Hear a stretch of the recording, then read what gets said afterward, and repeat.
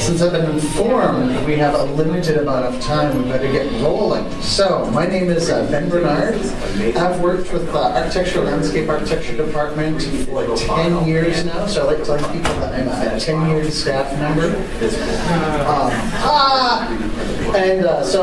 My role within Architecture Landscape Architecture is a computer services specialist, and within that role I get a chance to do a lot of exciting rapid prototyping. And so I have a lot of exciting stuff to share with Canvas today. Thank you all for attending. Feel free to interrupt me at any time if you have a question which you're urgently interested in asking, and then I'll try to make sure we have sufficient time for questions after I run through the fun and exciting. Brian, to begin with, would you just like to take random stuff up here and start handing it out? Because this is definitely a touch and feel and look presentation. This is not a stand in your seat and listen to the board presentation. So let's set that up right from the beginning. So the story begins with Dusty Austin. He was a lab assistant for me, just as Brian Glur works for me today. Unfortunately, part of the problem with working in higher ed is students graduate on you. It's kind of sad.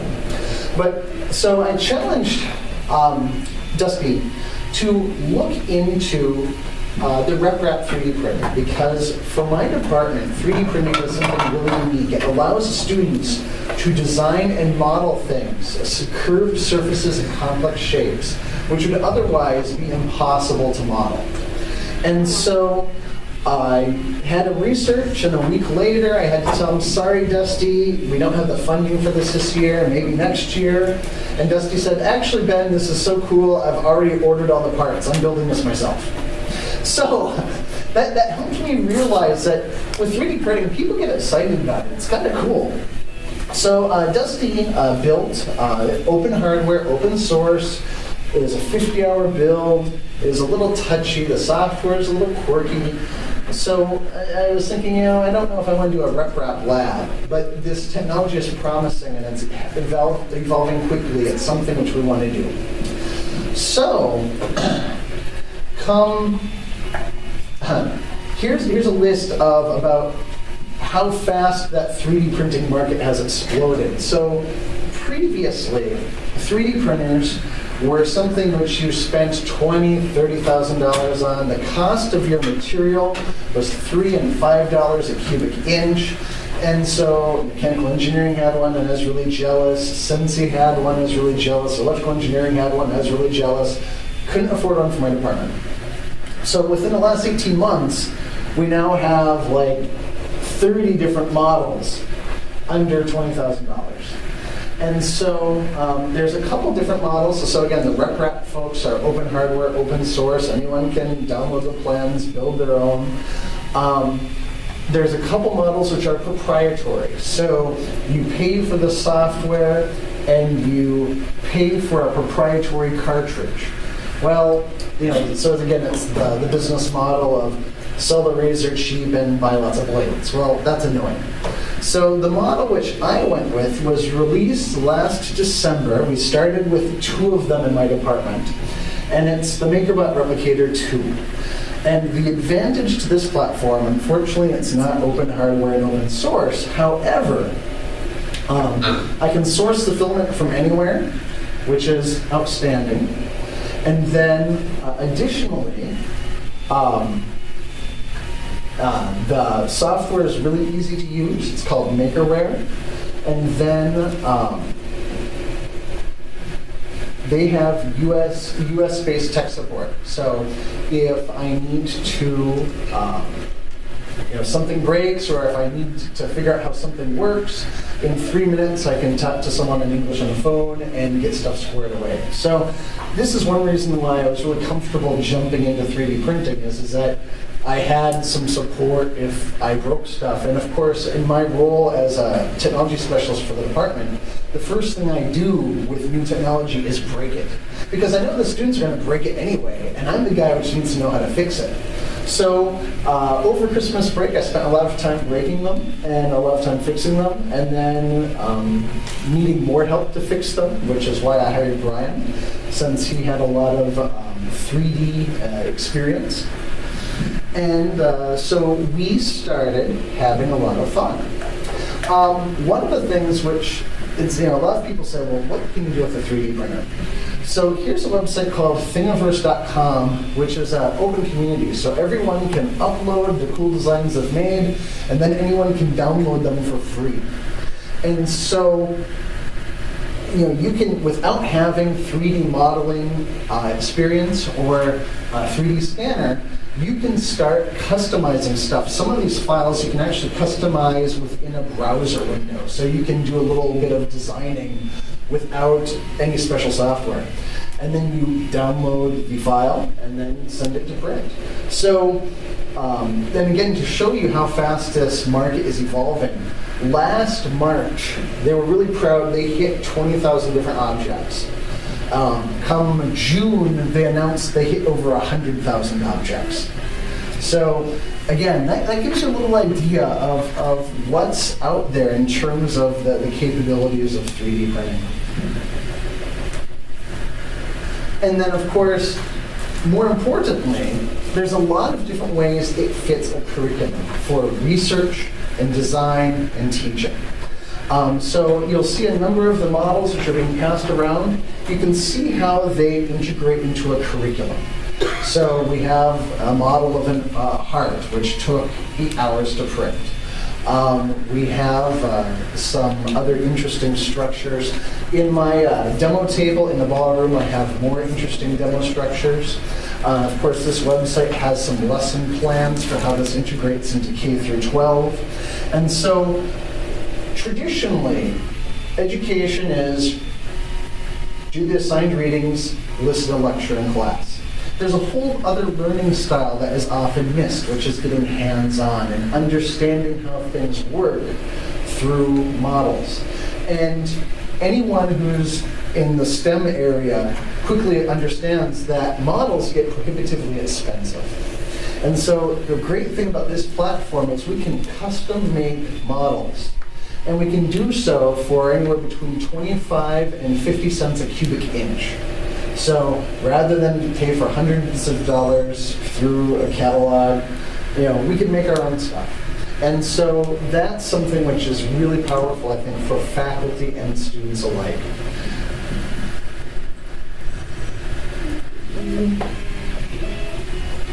So, of course, again, it's really powerful for my department. So last year, since we only had 2 printers, we largely used it for our thesis students, our 5th year graduating architecture masters and landscape bachelor students. And so this is probably the most unique model which got made. Jeremiah Johnson, he was designing a subterranean steam house. And so, well, how do you model that? That's kind of hard. So he sliced his model into 25 different sections, and then he bolted them together on a wood platform so that you could actually slide those out and view each section independently. And again, how would you model that with any other traditional method? It just wouldn't happen. So that demonstrates the power of 3D printing for design, which is really exciting. And of course, the next thing is, so we'll talk about PLA, which is everything which you see here, which is printer uses. For the 3D printers in this class, there's 2 filaments. There's ABS, which is the same thing as Legos are made of. They off-gas a little bit. They require a heated build plate, so things don't curl. I just demonstrated for you how durable this stuff is, in case you're wondering. So this is PLA, and so the advantage to PLA is that it doesn't warp as much as it cools, so it's easier to work with and print with. It's also sustainable and biodegradable. This is a corn-based product, so it's really cool that way. It comes in a lot of colors, including glow-in-the-dark. It paints really well, so if for what we're doing in my department is, for the time being, I'm providing the white filament free of charge for our students to use. And then if they want to paint it, sure. If they don't want to paint and they want a different color, they can go ahead and buy their own spool. It's anywhere from $26 to $130 a kilogram. The glow-in-the-dark stuff is the expensive stuff. The less expensive stuff comes from different suppliers. And I'm hoping to work with mechanical engineering so we could make our own extruder and bring the cost down to like $5 a kilogram. And 1 kilogram is good for about a month of 3D printing, especially since most of the objects you'll print by default are actually hollow. They have an infill rate. You can make them solid or you can make them hollow. The default is 10%. There's a red object, a little ruby jewel type thing. Toss it up here. Just throw it. All right. So if you take a look in here, you can see there's a little hexagon pattern. I'm 250 pounds. I can't break that by jumping on it. So that gives you an idea of the strength involved. And then if you're seeing these bracelets, that gives you an example of how flexible they are. So PLA is really remarkable. And of course, the 3D printer itself is pretty remarkable too. So there's this little box that takes an hour and 10 minutes to print. And those joints work right off the print platform. So, I've got this little snake dude, which I thought my kids would be interested in. Of course, they weren't. But those joints worked right off the print platform. So there is no assembly involved. A little bit more about the printer. So the build envelope is 6 by 6 by 11, so 410 cubic inches. To fill the build platform, if you just print a solid rectangle, it'd be 25 hours. And then I've got these 3 cathedrals. One of them is being passed around. That's cool. So you can print in a couple of different default resolutions. And resolution for 3D printing is how thick each layer is, because how, of course, the 3D printer works is we take that filament, run it through an extruder, which is heated to 450 degrees Fahrenheit, and then it builds your object layer by layer. And so the thicker the layers are, the faster it prints. So this is 340 microns. 100 microns is the thickness of a sheet of paper. This took 4 hours to print. Standard resolution is 230 microns, and this took 8 hours to print. And thank you, sir. 100 microns took 14 hours to print. And so from a distance, you can't really see a difference. You have to get up close to actually see the individual layers. Not 100 microns. The layers essentially just disappear, which is really cool. That being said, so let's say we design something really cool, and it's like, you know what? Plastic. I want brass or sterling silver. So there's a website called Shapeways. So I can upload my 3D file, which I know works because I've already printed it. And then they'll charge me per cubic centimeter that I use. And then they'll ship me whatever material I use, whatever object I give them. So Brian designed a cool ring, and he wanted it in stainless steel. And a couple days later, and $15, he's got a stainless steel ring, which he designed himself. Shapeways will do one better. So let's say you design, the official NDSU tractor, which is just way awesome, and everyone needs one, right? And so you can choose what materials you want that in. You can choose your markup, and Shapeways will host your online store, and then they'll print on demand whenever someone buys your object, and then they'll send you the markup as your profit. So previously, entrepreneurs and inventors, right, had to pay serious money for tooling or pay a manufacturer serious money for a production run. And then there's some risk. What if I order a production run of 1,000 and I only sell 800, right? Well, this allows for print on demand, and I don't have to keep an inventory anymore. And if I design something cool, I don't need to hire another shop. I just have these guys take care of it. So this is how the future of distribution, marketing, innovation, inventing is changing with 3D printing. To actually make stuff, you can use a 3D scanner. Again, your traditional options are in the $20,000 range for a handheld 3D scanner, which some departments have, which I'm going to try to borrow or steal. That being said, this scanner will do 8 by 8 inches for $1,400, which is pretty cool. And I'm hoping to get my hands on one soon. It was just released. I can also use SketchUp, or software like SketchUp, which is a 3D modeler. You may have also heard of Blender, which is an open source modeler. So I can design my stuff, download, save it as an STL file, and then throw it in this free Makerware software, which creates the tool path so the printer knows how to make the stuff. And I'm kind of excited to talk to you a little bit about how we're going to change things other than just my department. I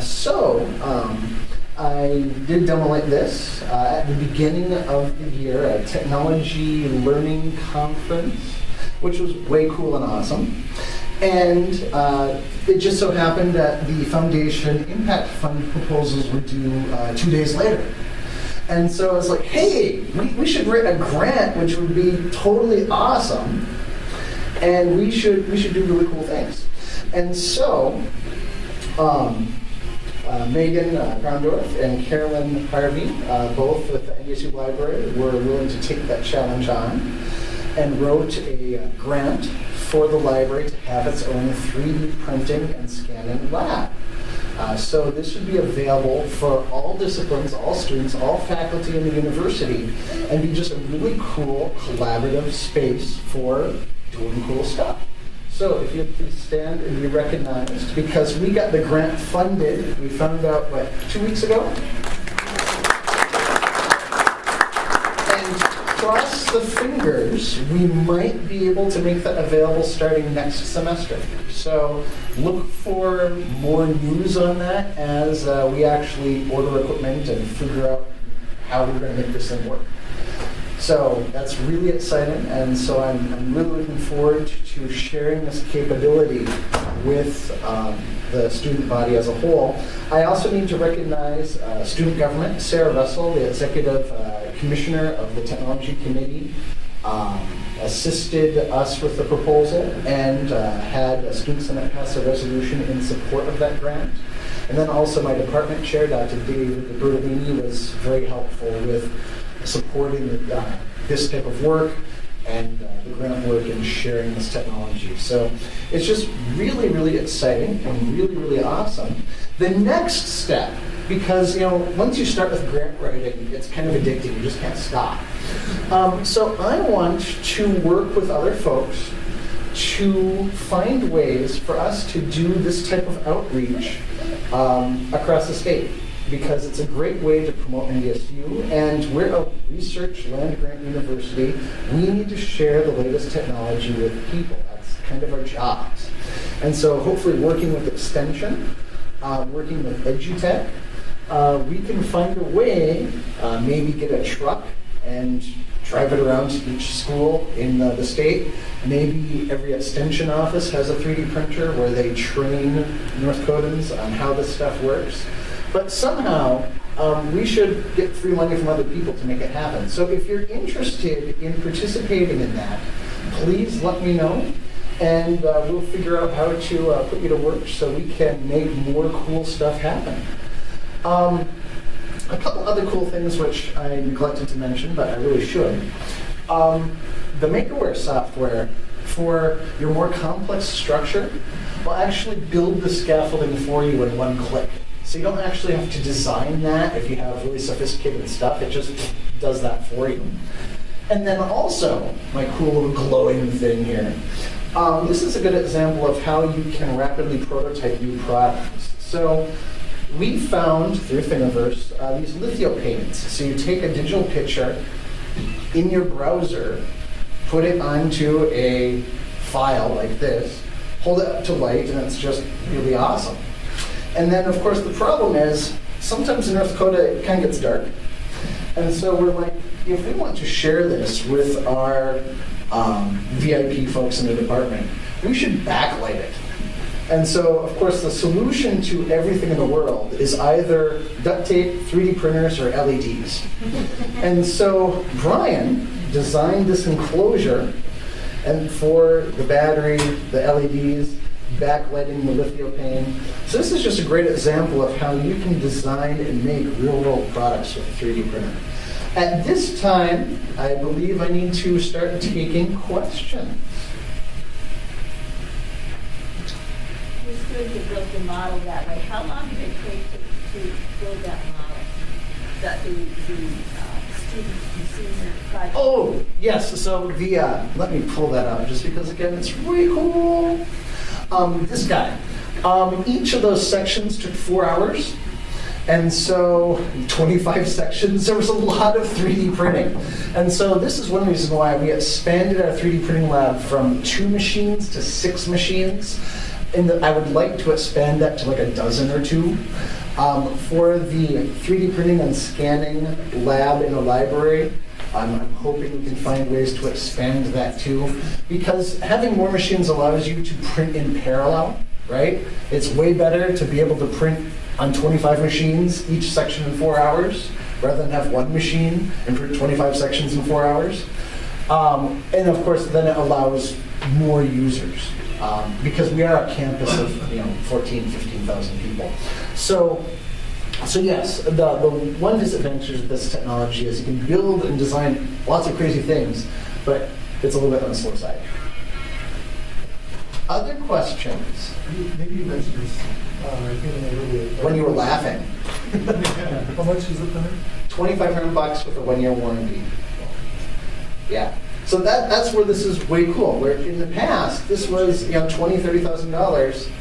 Now if to have a machine with support it's $2,500. If you want to build your own, it's $500. Right. So this is now accessible to any researcher or department, or even individual students. Yes? Can you incorporate electronics during the print process? Not during, but afterwards. And so a common use for 3D printing is to print enclosures for electronics. There is another individual which I work with who has a replicator too, who works for manufacturing in Holland, and he prints standoffs for assembling electronic boards in his production shop. And he prints a couple other ways to speed up their production. So it's really cool to see how this is used in education, but then also see how this is used in industry. And again, equip our students with that. Other questions? Sorry. You can see me for more questions in the ballroom. I'll be happy to take that.